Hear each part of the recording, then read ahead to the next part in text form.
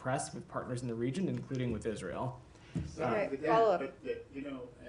This report is not a lone thing. It's not, did not come out of the blue sky. I mean, 2 weeks ago, there was the Amnesty International report saying exactly the same thing. It's genocide. Other organizations said the same thing. So you will continue to dismiss this, but the facts on the ground speaks of genocide. Organizations not affiliated with the U.S. government have the right to draw any conclusion based on their analyses that they want to, and they can. And we certainly welcome the work that they do, but on the perspective of the U.S. government, we'll stress again, as I did stress in the scenario of Amnesty International, that this is not a conclusion that we agree with. Jenny, go ahead. How is the U.S. government making these conclusions, given you have no one on the ground in Gaza? Jenny, the point that I'm making is a broad one, that the legal standard for genocide is incredibly large. But you've also heard us say previously, and I just spoke about that in NSM 20, we made the conclusion that it was reasonable to assess that the IDF in certain instances didn't meet its IHL violations.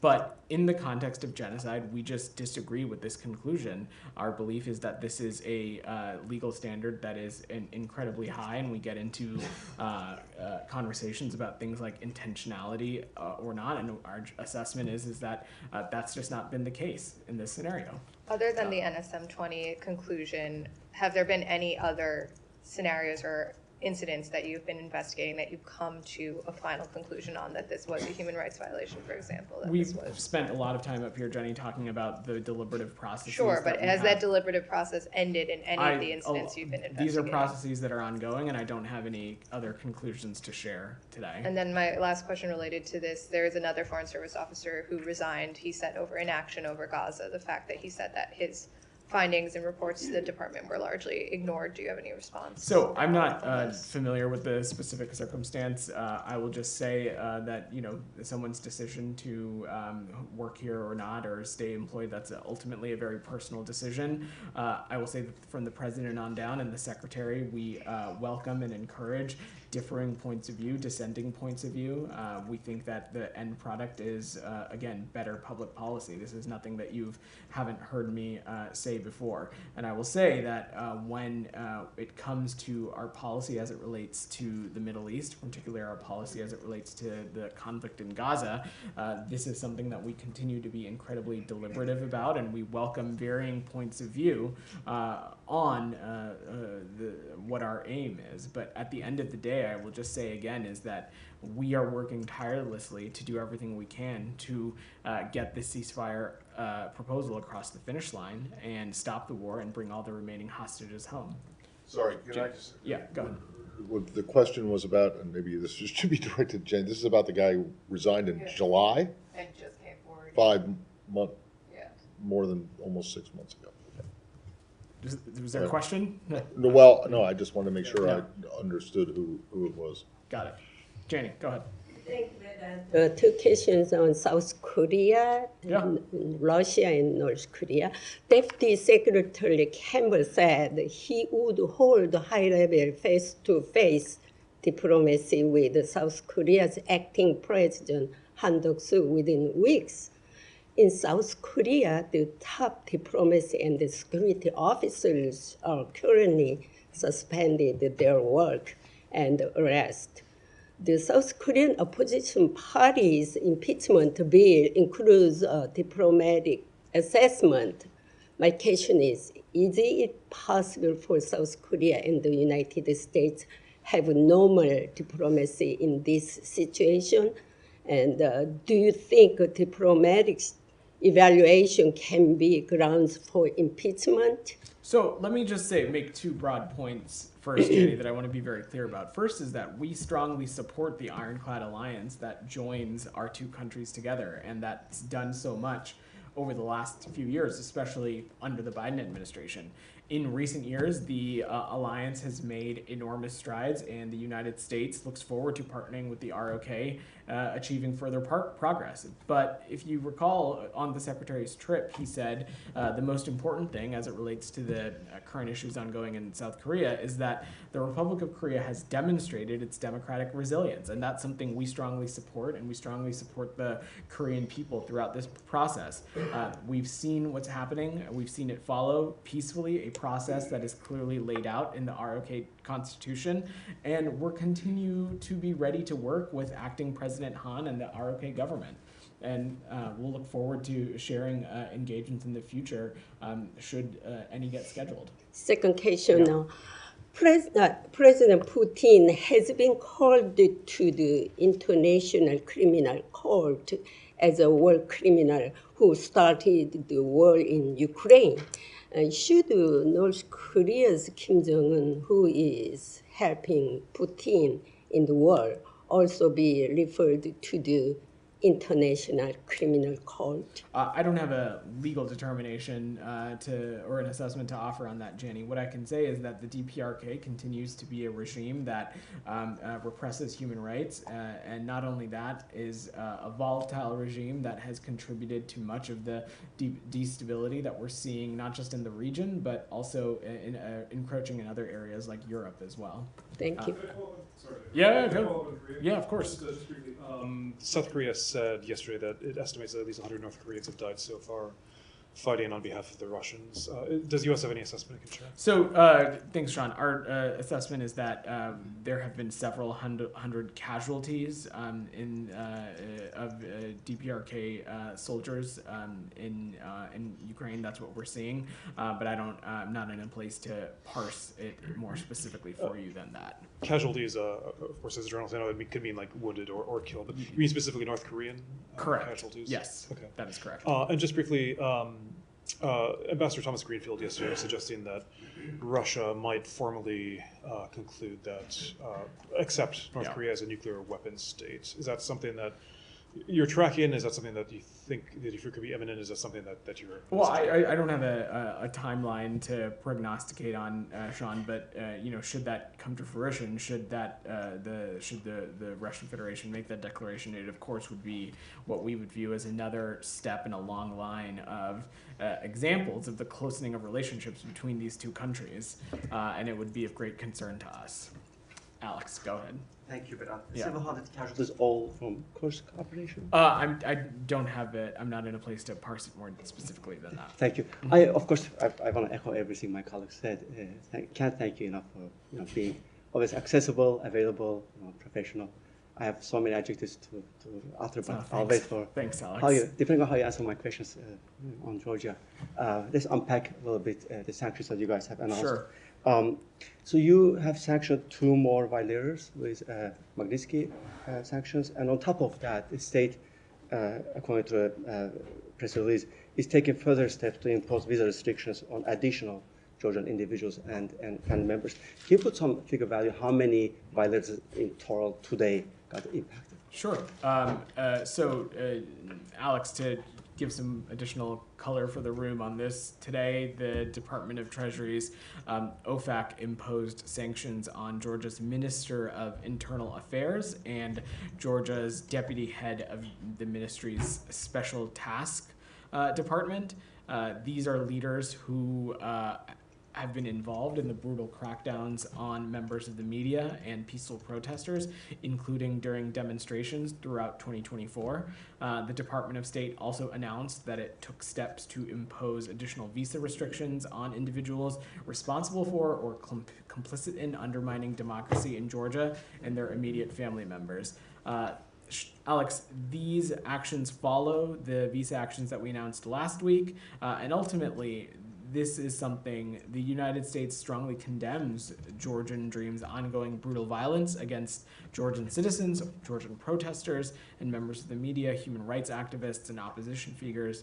Our view is that the Georgian Dream Party has turned away from Georgia's Euro-Atlantic future, which the Georgian people overwhelmingly desire and the Georgian constitution envisions. We are we remain committed to promoting accountability for those complicit in human rights abuses and undermining democracy in Georgia. And in terms of the numbers, so on top of 100 violators that you have sanctioned, until last week, how many new names have been added to the State Department's list? So I just spoke about those two ministers at the top of answering. Those are your question. Magnitsky, but on top of that, I will see if there's a more technical breakdown for you, Alex, but I think I've parsed it as much as I'm able to. thank you. And what kind of message do you send to Ivanishvili by letting him off the hook one more time? Look, Alex, as you've heard us say before, taking one designation or taking a particular action one day doesn't certainly designate us doing something else in the future. This is just the latest example of the United States using the tools at its disposal to hold perpetrators in Georgia accountable, and we, of course, continue to have these various tools at our disposal. That means it's not the end of your comprehensive review. I'm just not going to preview potential actions. And one more on this, Vedant. Is it fair to say that this is a reflection of bipartisan will? President-elect Trump met with President Zorobishvili a couple of weeks ago, and we have heard different statements. I'm just not going to, I will let the incoming administration speak to its own foreign policy. What I can say is that this is a priority for us based on our values. Rabia, go Thank ahead. you, but Yeah. I also want to thank you for your course. professionalism, echoing my colleagues.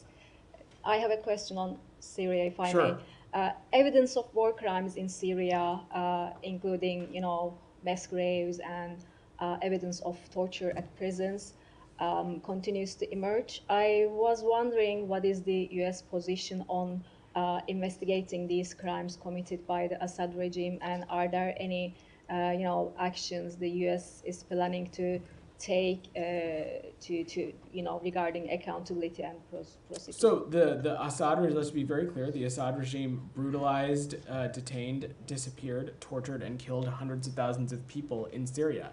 And now, at long last, the Assad regime has fallen. That is a fundamental act of justice. It is a moment of historic opportunity for the long-suffering people of Syria to build a better future for their proud country. It's also a moment of risk and uncertainty. And what we are focused on is looking to work with our partners, with the stakeholders in Syria, with the Syrian people, to seize this opportunity and manage that risk. And going forward, what we're going to do is engage with all communities in Syria to establish an inclusive transition away from the Assad regime toward an independent, sovereign Syria that respects human rights, takes all precautions to protect civilians, and upholds international humanitarian law. We want to establish an infrastructure to support Syria's neighbors, including Jordan, Lebanon, Iraq, Turkey, and Israel, should any threats arise from Syria during that period and transition. And we want to maintain our mission against ISIS and protect our forces against any threats, maintaining security of detention facilities, displaced persons camp, etc. But on the accountability on these, war crimes, do you support any, international or independent investigation into Assad regime's war crimes, potentially maybe referring him on, or the regime officials to the ICC? So, Rabia, in practicality, I'm just unsure how that would ultimately work, given that Mr. Assad is not in the country. And ultimately, that is something that is for the future governance of Syria and the representatives of the Syrian people to determine. Make no mistake, the Assad regime is one that brutalized, detained, and killed hundreds of thousands of people in Syria, and something that we think is incredibly serious and concerning. But the Assad regime has fallen, and that in itself is an act of fundamental justice. We are now focused on doing everything we can to engage with stakeholders in Syria, first and foremost, the Syrian people, to chart a new path forward. Do you plan to, engage or cooperate with the new government in Damascus to identify these, war criminals? And We are engaging on a variety of areas. Thank Go you. ahead. Thank you, Yeah. Vedant. First of all, you have no idea how much I'm going to miss you. Because, whenever I ask question about South and Central Asia, that's my topic. You have always a lot of words making headlines in India and Pakistan. So thank you so much for Here taking to my help. questions. Thank you. So Vedant, the Pakistani government has criticized the United States for imposing new sanctions against country's long-range ballistic missile program, labeling the move as double standards. How would you respond to this? So let's take a step back. The U.S. is committed to maintaining the global non-proliferation regime, and Pakistan is an important partner in that. However, we have been clear and consistent about our concerns with Pakistan's long-range ballistic missile program. It is a long-standing U.S. policy to deny support to Pakistan's long-range ballistic missile program. The Department of State will continue to use sanctions and other tools to protect our national security and ensure that U.S. exporters and U.S. financial systems cannot be abused by proliferators. And it's our hope to continue to engage instructively with the Pakistani government on these issues. Many analysts in Pakistan believe that with these sanctions, the U.S. is trying to target Pakistan's nuclear program. Is it true? Does the U.S. have concerns about Pakistan's nuclear program? So these designations are based on our concerns regarding Pakistan's long-range ballistic missile program, but they don't affect other areas of U.S.-Pakistan area cooperation, which we have a great deal of. Yeah, go ahead. Thank you, Vedant. Yeah. This is Sharaf Hussain from Weekly Bangladeshi and Millennium Television. The family members of military army officers have filed a complaint with the International Crime Tribunal against 57 people, including former Prime Minister of Bangladesh, Sheikh Hasina, in connection with the BDR killing in Dhaka's Pilkhana. The complaint was filed by family members by Advocate Uday Shamir, filed yesterday, or today actually, this morning. So do you have any comment on that BDR killing case filed against Sheikh Hasina? I've not seen that latest reporting, but I'm happy to check with the team and see if we can get anything for you. Sean, go ahead. Wanted to see if Paul Watson, the Wayland activist, maybe this was in their bingo card for one of your last questions, but Greenland, the Danish authorities in Greenland have freed him. They refused to extradite him to Japan, which wants him. He's a U.S. citizen. Does the U.S. have any comment on this? We don't. This is largely, it seems like a matter for other jurisdictions. I'm happy to check if we have any perspective to offer, but don't have anything to share as it relates to this. In the back. Thank you very much. With regards to the sanctions announced against Pakistan's entities contributing to ballistic missile, had it not be better if it would have been resolved diplomatically? Do you think that these restrictions will have any kind of restricting effect on Pakistan? So I kind of just answered that question. Look, these sanctions are in place because of our long-standing concern about Pakistan's long-range ballistic missile program. It is not meant to color the other areas of cooperation that we have between the United States and Pakistan. We expect those areas to continue to go forward. Taka, you had your hand up. Sure. Yeah. So some President Putin had a press conference today. Yeah. He took 76 questions, and he said Russia is ready for negotiation and compromise with Ukraine.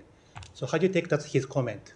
I don't think anything. I don't really take anything or have a particular reaction. We have long said that it is up to the Ukrainian people and the Ukrainian government to decide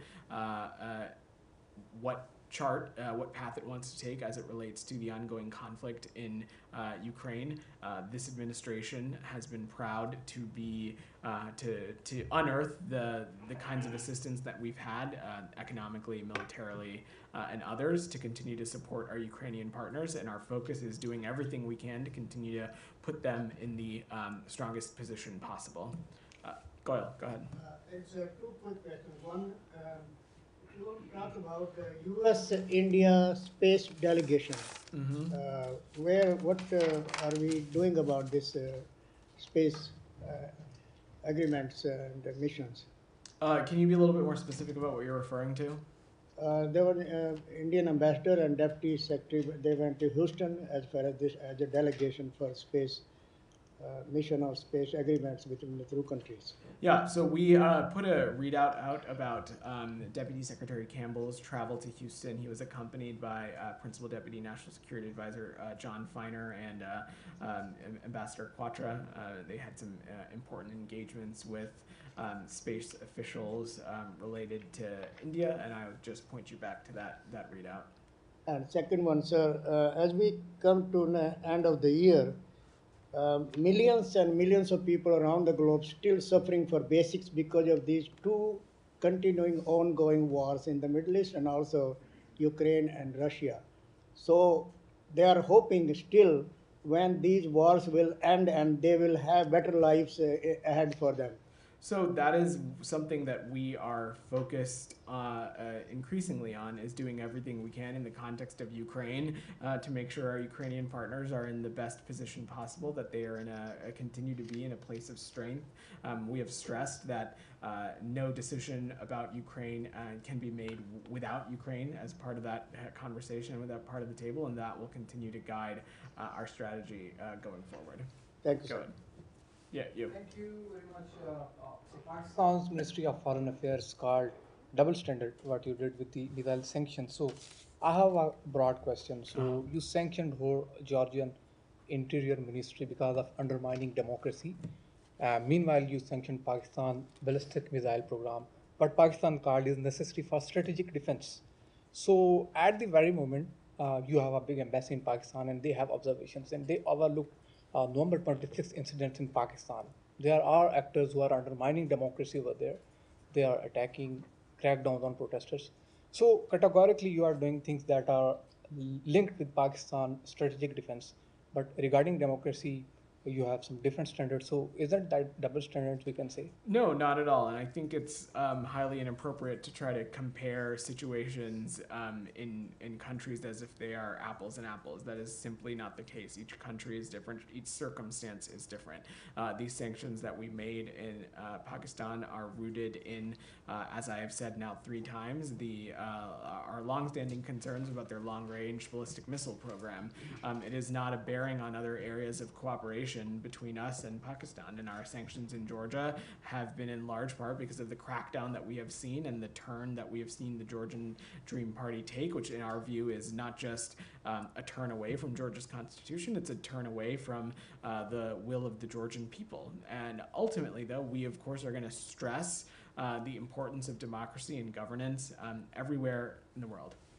Go ahead, Alex. We'll give you the last question. Yeah, please. Sorry? Azerbaijan, Armenia peace efforts. You guys have invested immensely into these peace efforts. You told me a number of times from the podium that this is the topic Secretary personally was interested in. How frustrated are you that your efforts not panned out? You know, Alex, we try not to focus on frustrations and just continuing to do the work. Secretary Blinken has long said on a lot of areas that it's the so many days of just hard work until something comes to fruition. I probably really butchered that quote, so you'll forgive me. But this continues to be an area of vital importance to this administration and to this secretary, and we'll continue to work at it till our last day in office. Okay. Yeah. There is at least one lawsuit, I believe, that's being filed today on behalf of Palestinians, Palestinian Americans, LPRs and family members, that basically is suing or is about to sue the State Department for not evacuating them from Gaza at any time.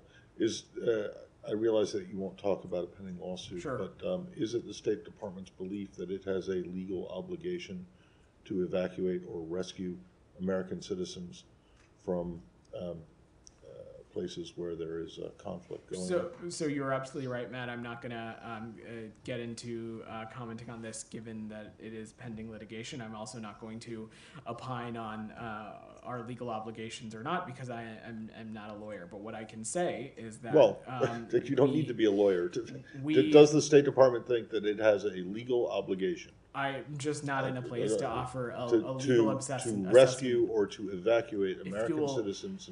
If you'll allow me, what I am happy to offer is that the safety and security of American citizens around the world is our top priority. Yes. And in crisis scenarios, in every corner of the earth, whether it was Haiti, whether it was Sudan, whether it was Niger, whether it was Lebanon, whether it was the conflict in Gaza, Israel, we have unearthed avenues to help American citizens safely depart in creative ways, whether that means deploying additional consular officers, trying to turn on modes of transportation over land, over sea, charter flights, which we've spent a lot of time talking about. It is a top priority for us, and it is something that we will always lose sight on. I don't have a I'm not going to get into legal obligations. Right, well, exactly, but that's the whole point of the question, because I mean, if there is no such legal obligation, and I don't frankly think that there is, but if there isn't, then it would seem to me that you guys would just call for this lawsuit or lawsuits of these of this type to be dismissed out of hand. It's completely understandable that you would have some kind of, that you would feel a moral obligation or some kind of an obligation to help, but the question is whether it is a legal requirement. To which I don't have an assessment for you on the legal requirements of not. So, all right. I'm gonna just, if you give me a point of personal privilege, because as Matt mentioned, and as many of you talked about at the beginning, today is my very last press briefing of the Biden administration. We are going to be down for the holidays. As you know, Matt will be back up here in the new year, but as some of you might also be tracking, my wife and I are expecting a baby girl sometime next week. And so I will be out caring. Thank you. I will be out. I'll be out caring for her for most of the remainder of the term. So this is my last time up here. It has been an honor and privilege getting to come up here regularly and take questions and talk to you all with these two flags behind me. I have so much reverence for this institution and the role that it plays in our foreign policy and our national security. I want to take a little bit of time to thank people. I will go very fast. I'm sure I will miss some folks, but you're going to entertain me because I have this space. I want to first thank my colleagues across the Department of State, especially our Foreign Service officers and Civil Service officers. They are the backbone of this department and integral to American diplomacy. Our diplomacy is more successful and our country is more secure, in my view, when they have a seat at the table. I want to especially thank the press office and the spokesperson's team, particularly Heather Fabricant, Mignon Houston, Nathan Tech, and Jennifer McEwen, who have been so key to the work that Matt and I do and have been integral to making sure that we have everything we need to come out and take your questions. I'd want to thank the PAOs across all the bureaus that get us ready for these briefings, that answer your questions, that answer our questions at all hours of the day. There's been so many colleagues across the department who have had my back and who've been vital to our success here. I want to give a shout out to the 7th floor leadership, Susie George, Tom Sullivan, Kurt Campbell, Rich Verma, former 7th floor leadership, Toria Newland, Wendy Sherman, Brian McCune, Derek Cholet, Liz Allen. They've been incredible partners, and I am so glad to have had the chance to work with them. I want to thank Ned Price and Matt Miller, the two spokespersons that I've worked with up here. Getting to work with them and getting to do this job in partnership with them has been, and getting to learn from them has been one of the best parts about this job and has made this job incredibly special. I want to thank Secretary Blinken. He is a brilliant public servant and a brilliant diplomat, and it's an inspiration to come to work every day, and I will forever be humbled by his trust and confidence in me to come up here and represent him and represent the department regularly. I want to thank President Biden, Dr. Biden, Vice President Harris, and Mr. Emhoff. Getting to serve in their administration from before day one has been a dream come true. And I think this country is better for the grace, dignity, and decency that they've embodied over these past 4 years. Lastly, second to last, I would be remiss if I didn't mention my wife, Sneha, for her patience with me and the kinds of jobs that I have been taking for probably too many years now. I couldn't do this job and other ones like it without her support and her encouragement. And lastly, I want to thank all of you. The work that you all do to help inform American families and help them make decisions about their country and its future and the world around them is so critically important. An independent free press is, I think, one of the most important pillars of a well-functioning democracy. I took very seriously the responsibility to come down here regularly and take your questions. I'm sure you not have always been satisfied with my answers, and I'm sure I have harassed you about headlines and deadlines and the attributions and the inclusion of relevant background, but that is how I think it's supposed to work. So working with you all has been an honor and a privilege, and hopefully you all have made me a better spokesperson in the process. So thank you. Good luck. Thank you. Thanks, Vedant. Thanks, guys.